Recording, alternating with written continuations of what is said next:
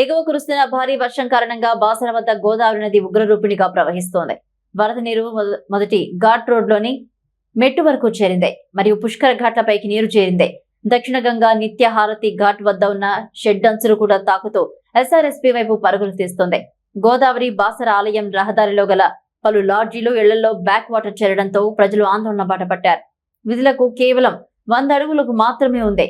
భక్తుల భద్రత దృష్ట్యా అధికారులు పుష్కర ఘాట్లలో బారికేడ్లు ఏర్పాటు చేసి స్నానాలకు నదిలోకి అనుమతించడం లేదు. బాసరను వరద ముప్పు పొంచి ఉన్న నేపథ్యంలో అప్రమత్తమయ్యారు అధికారులు.